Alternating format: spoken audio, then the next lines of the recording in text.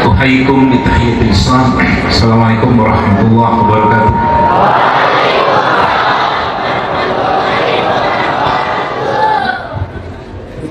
Alhamdulillah allazi anzala sakinata fi qulubil mu'minin liyazdadu imanan ma'a imanihim walillahi junudus samawati wal ardi wa kana Allahu aliman hakima. Subhanaka la ilma lana illa ma 'allamtana innaka antal alimul hakim. Rabbi israh li sadri wa yassir li amri wahlul 'uqdatam min lisani yafqahu qawli.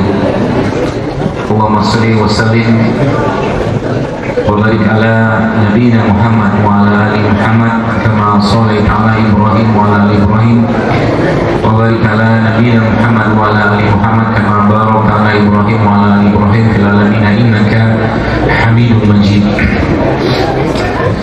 Alhamdulillah, tentunya kita bersyukur pada Allah Subhanahu wa taala di hari-hari terbaik, di bulan-bulan haram ini Allah masih berikan kesempatan kepada kita untuk hadir kembali di atas muka bumi ini, hadir kembali setelah kematian kita tadi malam, hadir kembali saat semalam kita tidur tanpa sadar paru-paru kita yang menggerakkan dan mengapiskan itu Allah, hadir kembali di muka bumi ini tanpa mengumpah darah dan masih bisa mengumpah darah sehingga bisa memberikan oksigen di seluruh badan kita.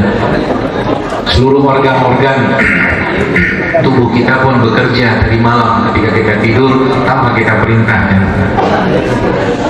Aliran darah kita tetap mengalir dengan lancar, mata kita juga terpejam dan Allah yang memejamkan, dan otak kita juga diistirahatkan oleh Allah, Allah juga istirahatkan. Maka di pagi harinya ketika kita dibangunkan oleh Allah Subhanahu wa taala, yang pertama kali kita ucap adalah pujian pada Allah berupa doa bangun tidur, alhamdulillahillazi ahyana ba'da amatan wa ilaihi nusyur. Sebuah doa yang harusnya menjadi sebuah kekuatan buat kita semua, bahwa hari itu atau nanti suatu hari kelak kita akan bertemu dengan Allah sebagaimana insyaallah mengatakan atau Rasul mengatakan wa ilaihi nusyur, kepada Allah kita akan kembali. Maka sesungguhnya kehidupan kita, Bapak Ibu sekalian dan adik sekalian, adalah kehidupan yang harusnya penuh dengan semangat, kehidupan yang harusnya membuat kita terus berpikir apa yang kita bisa lakukan di bumi ini, apa yang kita bisa lakukan untuk memakmurkan buminya Allah ini sebagaimana yang Allah perintahkan. Kalau semua berpikir seperti itu, maka tidak ada lagi orang-orang yang mungkin hidupnya menjadi hidup yang tidak ada faedah sama sekali. Dari pagi dia mulai bangun sampai malam dia tidur, dia berpikir bagaimana kebaikan-kebaikan yang dia bisa lakukan setiap harinya. Dan Masya Allah, tentunya kita hari ini bersyukur kepada Allah Subhanahu wa taala. Allah berikan kesempatan kita untuk hadir di tempat yang mulia ini, tempat yang baik, tempat di mana banyak ahli-ahli ilmu dicetak di sini. Dan Masya Allah, Allah masih menjaga orang tua kita, guru kita, Abah yang Masya Allah masih sehat. Saya masih bisa bercanda dengan beliau, dengan semangatnya beliau yang luar biasa. Dan saya juga melihat banyak sekali pesantren-pesantren yang ada di Indonesia ini, sebagian besar lokasi mereka adalah lokasi di mana memang di situ perlu Islam di sana. Pesantren Lirboyo, pesantren Teguh Ireng juga sama kondisinya seperti ini. Awalnya ketika dibangun itu biasanya daerah-daerah maksiat atau daerah-daerah hubungannya dengan kejahatan. Maka Masya Allah, Anda datang ke sini pun sebenarnya sebuah, atau kita datang ke sini pun sebuah isyarat dari Allah untuk bagaimana semangat atau jiwa dari Abah khususnya mungkin yang mendirikan ini tahun 1966, di saat saya pun juga belum hadir ke dunia ini, itu menjadi semangat untuk menggerakkan kita semua menjadi orang-orang yang punya jiwa mujahid, orang-orang yang punya punya jiwa untuk berjuang untuk orang lain. Karena Nabi pun berkata atau itu bersabda, sebaik-baiknya manusia atau seorang adalah orang yang bermanfaat hidupnya untuk orang lain. Dan mudah-mudahan semangat itu terus yang didapatkan ketika kita semua berada di tempat ini setiap harinya. Dan semakin banyak hal-hal yang kita pikirkan tentang itu semua, maka semakin banyak juga akan kebaikan yang akan kita lakukan, insya Allah. Bapak Ibu sekalian yang saya hormati, jamaah-jamaah Pesantren Ibadur Rahman dan seterusnya. Alhamdulillah saya bersyukur hari ini bisa hadir di sini, dan seperti kata sahabat saya tadi, Ustaz Andi Hasbi, sehingga saya sudah berapa tahun yang lalu memang direncanakan untuk datang ke sini. Dan selalu saya sampaikan, tenang saja, kalau Allah sudah rezekikan, Allah sudah berikan rezeki, pasti saya ke sini dulu. Saya pun tidak tahu tempat ini, belum pernah ke sini, ternyata masih berapa kilometer dari Sukabumi, tapi Masya Allah, begitulah ketika Allah memperjalankan kita, ya. Dan pastinya semua yang Allah takdirkan itu ada maksud, ada hikmah yang kita perlu belajar di situ. Dan Alhamdulillah juga perjuangan dari Ustaz Gigin Sugiwa, saya lupa ada berapa tahun yang lalu beliau minta saya datang ke Sukabumi. Alhamdulillah, mudah-mudahan kehadiran saya hari ini memberi semangat dan juga memberi sebuah pencerahan tentunya buat saya pribadi dan Bapak Ibu sekalian, dengan tanpa saya mengurangi rasa hormat kepada di sini ada para guru-guru yang saya hormati, yang mereka mungkin jauh lebih banyak pengalamannya, ilmu daripada saya yang masih juga baru belajar ini. Baik, Bapak Ibu sekalian yang saya hormati, adik-adik sekalian yang saya hormati, kalau kita bicara tentang kesehatan dalam Islam, karena ini jamaahnya heterogen banget, saya agak-agak sedikit bingung mau pakai bahasanya yang mana, karena ada yang masih muda banget, yang lagi lucu-lucunya, sama yang lagi ngesel-ngeselinnya. Jadi kalau lihat anak-anak itu kan, Masya Allah, mereka ini semangat. Saya pernah bertanya kepada seorang ustadz, seorang kiai, saya bilang, karena saya tahu yang namanya manusia itu pasti akan naik turun semangatnya. Saya bertanya kepada beliau, Ustadz, kalau Ustadz lagi nggak enak hati, lagi mungkin down gitu, apa yang Ustadz kerjakan? Ya, karena ada orang kan sekarang ini, baru sekalian, ketika mereka lagi nggak enak hati, susah hati, mereka pergi hilang healing kemana-mana. Tapi jawaban beliau itu menurut saya sebuah hal yang luar biasa, yang beliau katakan, kalau saya lagi susah hati seperti itu, Dok, dia bilang, saya akan pandangi santri-santri saya, dia. Saya akan lihat wajah-wajah mereka, dan saya dari situ dapat semangat lagi, karena di pundak mereka lah nanti peradaban ini akan diwariskan. Di pundak mereka lah keilmuan ini akan diteruskan. Tapi bukan generasi-generasi yang mungkin lebih banyak waktunya mengerjakan hal-hal yang tidak penting dan tidak bermanfaat. Karena salah satu kita tahu dalam Islam nanti mengajarkan juga bahwa salah satu tanda berimannya seseorang adalah meninggalkan hal yang tidak bermanfaat. Baik, hadirin sekalian yang saya hormati, bicara tentang kesehatan dalam Islam, kita tahu bahwa sebenarnya konsep sehat itu mudah sekali. Ya, kenapa saya ambil tema konsep sehat atau mudahnya hidup sehat dalam Islam? Karena begini, ada banyak hal berkaitan dengan kesehatan ini yang kita memang, kalau boleh saya katakan, sering tertarik atau mungkin tergerus pemahaman kita dengan pemahaman yang justru malah bukan berasal dari Islam atau Al-Quran atau petunjuk Nabi SAW. Contoh, sebelum saya tanya itu, saya mau ke teks dulu. Dari sini saya akan ketahuan seberapa sakofa Islamiyah kita. Ya, saya mau tanya ke adik-adik dulu deh, dari depan, yang belakang juga boleh jawab. Yang benar nanti saya kasih jawaban, saya kasih hadiah. Hadiahnya jagung rebus. Saya tanya, siapa manusia paling tinggi IQ-nya yang pernah ada tahu? Namanya siapa?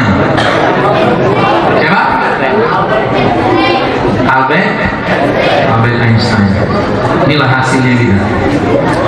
Inilah hasil pendidikannya kita selama ini. Baik, sekarang saya tanya, Anda di sini sekarang, kita di sini sekarang, ini saya mau update dulu isi kepala kita ya, biar kita letakkan di tempat yang benar. Anda di sini sekarang yang ikhwan, yang akhwat, ibu-ibu semua pakai jilbab, kita berpakaian yang bagus, kita mengenal Allah, itu hasil dari usaha siapa? Atau hasil perjuangan siapa? Jawabannya apa? Kalau saya tanya Anda, nah saya sekali lagi tanya, mana pintar dan gak layak dibandingkan antara Rasul dengan orang tadi itu? Harusnya jawaban kita bukan Albert Einstein. Gak ada apa-apanya itu orang. Albert Einstein itu dengan Imam Syafi'i saja gak ada apa-apanya. Imam Syafi'i umur 10 tahun sudah selesai Quran 30 juz. Ya, beberapa yang lain seperti Imam Ahmad itu dia hafal 1 juta hadis dan 200.000 itu dia pilih hadis-hadis yang sahih. Jadi kalau ulama-ulama zaman itu dihitung IQ-nya, mesin IQ itu jebol. Gak bisa, gak masuk akal kita. Kita baru ngomong apa-apa sudah ingatnya Albert Einstein. Contoh lagi nih, yang sudah pernah belajar tentang atau mungkin pernah baca buku siapa penemu pesawat, Anda akan menyebutnya salah satu orang di Amerika, sehingga saya atau di Eropa saat itu yang dikenal sebagai Wright bersaudara. Satunya Orville Wright, satunya Wilbur Wright. Tapi sebelumnya dia justru pada di Andalus ratusan tahun sebelumnya Wright bersaudara itu ya, ada justru malah ilmuwan Islam yang mengembangkan pertama kali konsep tentang pesawat terbang. Namanya siapa? Kita nggak tahu. Gimana kita membangun peradaban bagaimana ini? Orang-orang yang dulu 1000, ya Islam itu jamaah sekalian, hadirin sekalian, membangun peradaban ini atau menjaga peradaban ini 1390 tahun. Coba, lama sekali. Baru berakhir di Turki Utsmaniyah 1390 tahun. Jadi sekarang kalau saya melihat Barat itu nggak ada apa-apanya dengan apa yang dikerjakan Islam ini. Saya mau bangkitkan terus semangat kita, ya, bukan untuk melecehkan, tidak, tapi kita harus punya izah dulu, ya. Kalau Anda sekarang buka Maps atau buka Google itu, Anda ketik Apple Office, ya, kantornya Apple, perusahaan handphone itu dan laptop itu, kantornya bulat, ya, adanya di California. Kalau dibuka itu Apple Office bentuknya bulat, spiral, bulat, ya. Itu kalau Anda buka lagi apa tuh namanya Google tadi, lalu Anda ketik di situ City of the Baghdad City, itu Anda akan lihat jauh lebih kompleks daripada Apple atau kantornya Apple tadi, karena di situ coba lihat kalau ada handphone dibuka City of Baghdad Imperium, itu kompleks banget dan pusatnya hadirin sekalian tahu apa? Pusatnya masjid. Jauh lebih kompleks daripada sekedar kantornya Apple, ya, jauh lebih kompleks. Nah ini jadi masalah, ya. Kenapa jadi masalah? Karena akhirnya kita nggak pede dengan Islamnya kita nggak pede dengan apa yang sudah dikerjakan pada dahulu kita zaman dulu. Sekarang kalau ditanya superhero, baik saya cerita superhero. Kalau ditanya Spider-Man, Batman, semua tahu, pokok segala macam gitu kan. Tapi pernah kita tahu superhero dalam Islam itu seperti apa? Banyak.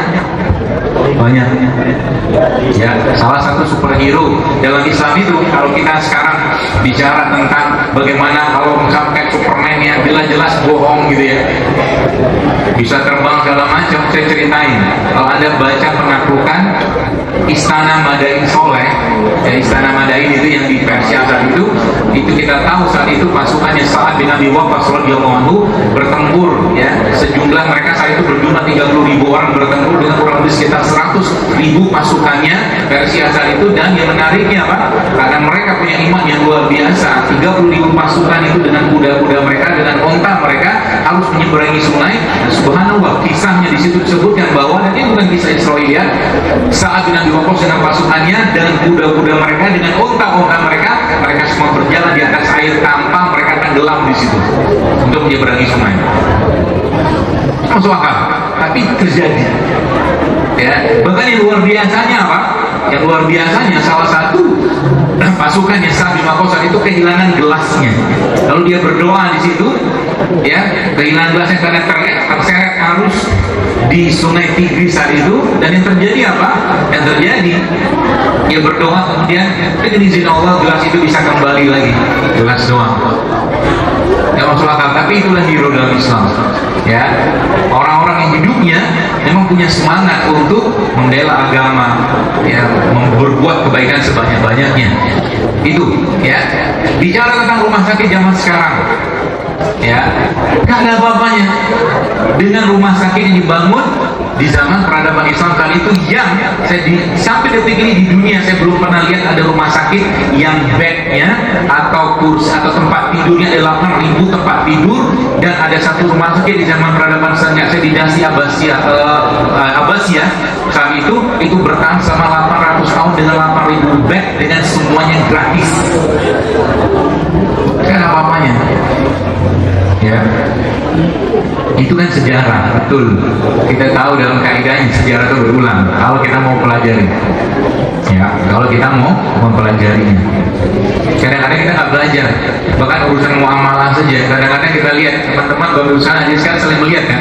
Kalau Anda melihat barang, lalu ditutup barang yang sudah beli tidak bisa dikembalikan, kan? Itu melanggar kaidah syar'i sebenarnya. Melanggar kaidah fikih sebenarnya. Karena dalam Islam justru malah itu ada hukum dalam Islam yang kita boleh mengembalikan, namanya khiyar. Khiyar mau dikembalikan, ya. Nah itu salah satu contohnya supaya kita merasa emang betul-betul lengkap loh agama Islam ini gitu loh. Ya, sekarang kita bicara generasi, ya, generasi sekarang, generasi muda segala macam. Mereka menyebutnya generasi muda, misalnya generasi yang rapuh, generasi yang tidak terkontrol, emosinya meluap-luap. Padahal dalam Islam justru malah sebaliknya. Abdullah bin Abbas, teman-teman sekalian, itu menjadi penasehatnya Umar bin Khattab radhiyallahu anhu pada usia 16 tahun. Umar bin Khattab itu bukan presiden, tapi khalifah, kuasanya 2/3 dunia saat itu. Dan penasihatnya siapa? Seorang pemuda yang umurnya 16 tahun. Gitu. Jadi kita ini udah kebanyakan ketinggalannya, ya, udah kebanyakan ketinggalannya. Sehingga apa? Yang ada di depan mata kita itu, atau kita pandang dengan segala macam itu, ya, apa tuh namanya, ilmu kita, kadang-kadang nggak memberikan sebuah solusi, atau tidak memberikan apa ya, menggerakkan kita untuk berbuat sesuatu. Ini contoh. Saya cerita sedikit, ini diceritakan seorang guru saya. Teman-teman tahu Ethiopia, tahu ya? Ethiopia tahu. Baik. Ethiopia itu dulunya negara kering, gersang, tandus.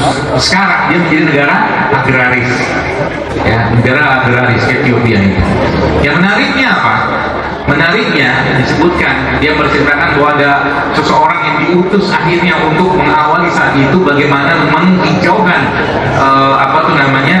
Ethiopia itu, dan itu ternyata seorang Yahudi, ya, yang dia semua ternyata belajar dari Al-Quran.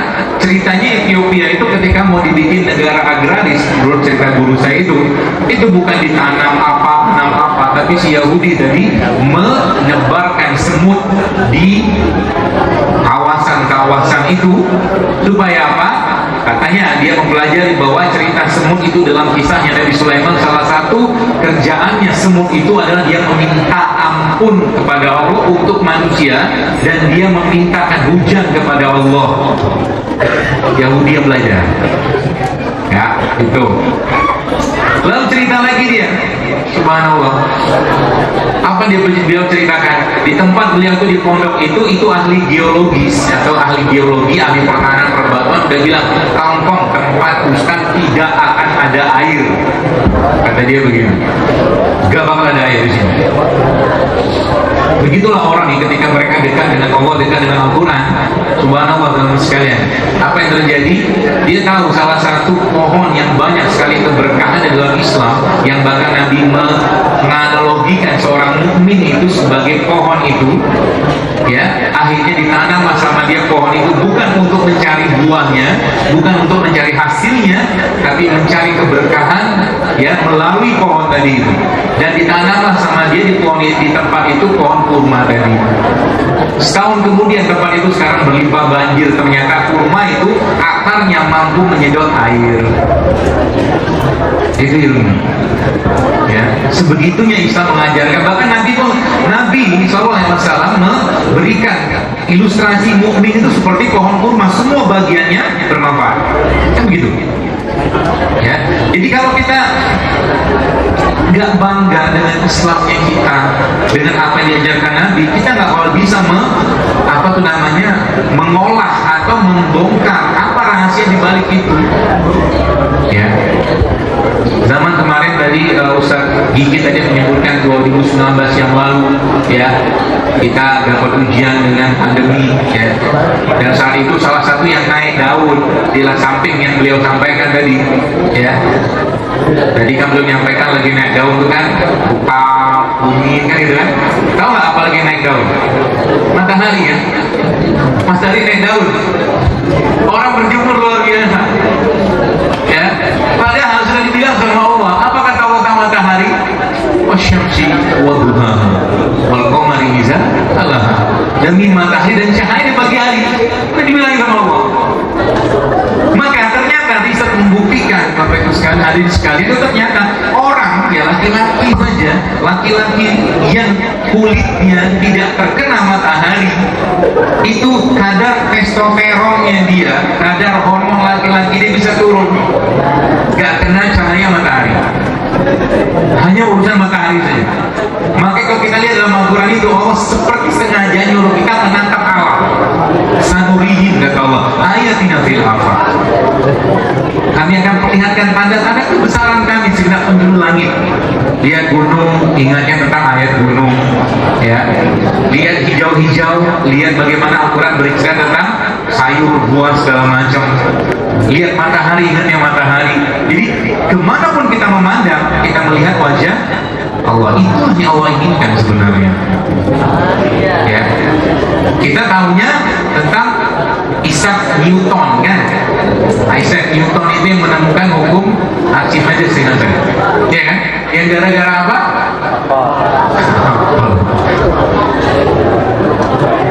Abbas bin Firnas, penemunya pesawat tadi itu, ya, itu bisa menemukan tentang konsep pesawat secara sederhana itu gara-gara lihat burung.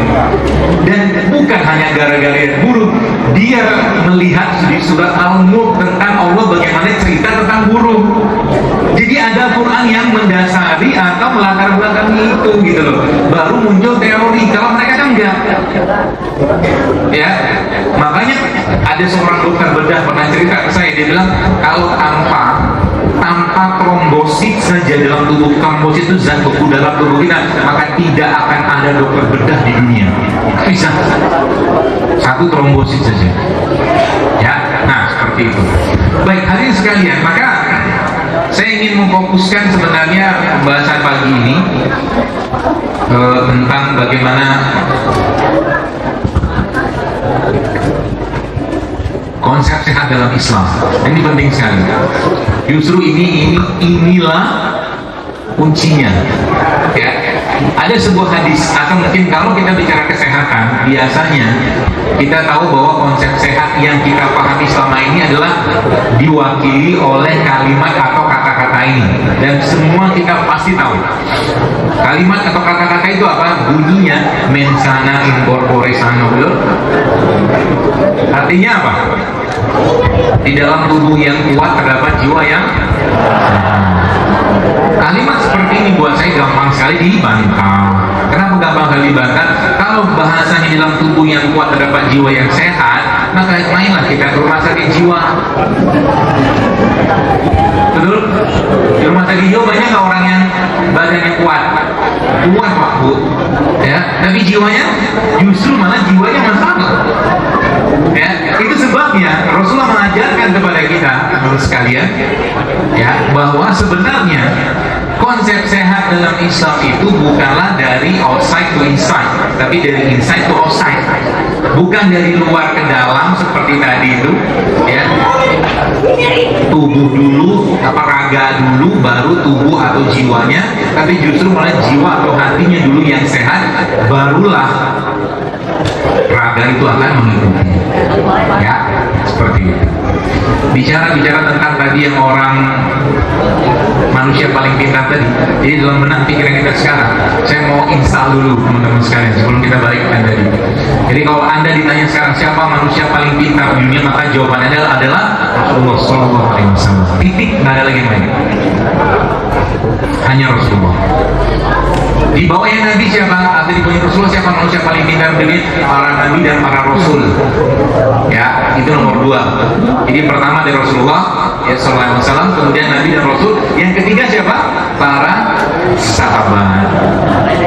Itu manusia paling pintar. Ya. Siapa lagi habis itu baru masuk ke generasi setelahnya mereka yang Nabi katakan khairun nasi qali summal ladzi yalunahum summal ladzi yalunahum. Generasi terbaik itu kata Nabi, generasiku setelahnya tabi'in dan tabi'ut tabi'in. Itu manusia paling pintar. Ya, kepintaran mereka tidak akan mampu kita bayangkan, ya, dengan mungkin pikiran kita zaman sekarang. Ya, sangat pintar. Saya kalau cerita tentang kepintaran atau kecerdasan mereka ini sulit dibayangkan. Jadi dan saya kadang-kadang mikir dalam perspektif saya saja, itu apa yang mereka makan. Ya, apa yang mereka makan. Saking luar biasanya imam-imam atau ulama zaman itu, mereka tuh lihat begini doang hafal, lihat begini doang hafal, lihat begini doang hafal. Salah satu sahabat Nabi diperintahkan Rasulullah untuk belajar bahasa Ibrani, bahasanya Israel atau Yahudi saat itu, hanya butuh 2 minggu untuk belajar bahasa, dan dia sudah sangat fasih dengan bahasa itu. 2 minggu. Ya, kita kayaknya 4 tahun pun tidak kelar S1. Ya, baik. Kembali ke pembahasan tentang kesehatan tadi. Nah, makanya Nabi memberikan arahan kepada kita Bapak sekalian, bahwa sebenarnya kalau kita bicara kesehatan, maka kesehatan itu tidak lain tidak bukan mulainya dari sebuah hadis yang Nabi menjelaskan, ala wa inna fil jasad mudghah, kata Nabi. Iza sholahat jasad kullu, wa iza fasadat jasad kullu. Kata Nabi SAW, dalam tubuh manusia itu terdapat segumpal daging. Kalau dia baik, baiklah semua. Dia rusak, rusaklah semua. Ya. Dan daging itu kata Nabi SAW adalah kolbu atau hati. Ya. Maka bab tentang, ya, kesehatan itu, ya, nggak bisa lepas dari urusan kolbu, nggak bisa lepas dari urusan perasaan, nggak bisa lepas dari urusan emosi seseorang, nggak bakal bisa. Itu konsepnya. Ya. Jadi sekarang kenapa banyak, saya melihat banyak, ya, anak-anak remaja gitu ya, mereka cenderung rapuh misalkan, ya, cenderung mereka gampang sekali, mungkin orang sering sebutnya generasi strawberry, apapun itu namanya itu, yang saya pun nggak suka dengan sebutan itu. Kenapa bisa seperti itu? Karena hatinya tidak dididik, kolbunya tidak diasah. Ya, kalau itu semua kita sudah pahami, baik sebagai orang tua atau kita sendiri, maka sebenarnya penyakit itu, ya, itu tidak lepas atau bisa sangat kita mudah obati. Contoh begini, ada seorang ibu pernah ketemu saya, dia sudah kemoterapi, seingat saya sudah 3 atau 4 kali. Ya, dia bilang begini, saya, oh ibu kuat sekali bertahan kayak begini. Saya bilang, karena kemo itu nggak gampang, kemoterapi. Lalu saya katakan, dia mengatakan, ya, katakan begini, kalimat itu membuat saya, oh benar juga sih, saya nggak menganggap saya itu sakit, dokter. Dia bilang, saya nggak menganggap diri saya sakit, bahkan saya menganggap orang yang sakit flu, padahal dia kanker, itu jauh lebih berat daripada saya. Kata dia begitu. Wih, canggih nih ibunya sebenarnya. Ya. Nah, itu sebenarnya muncul gara-gara apa? Ya, atau asbab dari apa? Hatinya sudah terdidik, terjaga, ikhlasnya dapat, sabarnya dapat, apa namanya, tawakalnya dapat, pasrahnya dapat, baik sangkanya dapat, semua dapat. Ya, itu sebabnya kalau kita bicara tentang hati atau bicara tentang kolbu ini, berteruskan hati sekalian, maka tidak akan lepas lagi dari emosi. Seorang, contoh begini, ini saya takut nyinggung Abah, soalnya Abah dulu pernah samurat sama rematik. Ada orang, contoh begini, dia makan emping sebiji, empingnya sebiji, satu gitu ya. Habis makan emping, tiba-tiba asam uratnya naik, banyak gitu. Banyak. Apa ada orang makan emping satu potong kecil coba, habis makan emping, nah asam uratnya melesat luar biasa, 7,5, 8, sakitnya luar biasa. Ini kira-kira sebabnya apa? Ya, sebabnya apa? Dalam apa yang saya pelajari, ya, kemungkinan sebabnya itu bisa jadi dari dirinya atau dari orang lain. Dari orang lain dulu, misalkan waktu dia makan emping itu, yang ngasih emping dia, yang ngasih emping bilang sama dia, sudah tahu asam urat, sudah tahu apa tuh namanya emping begini-begini bikin asam urat segala macam, masih coba dimakan sambil ngomel-ngomel.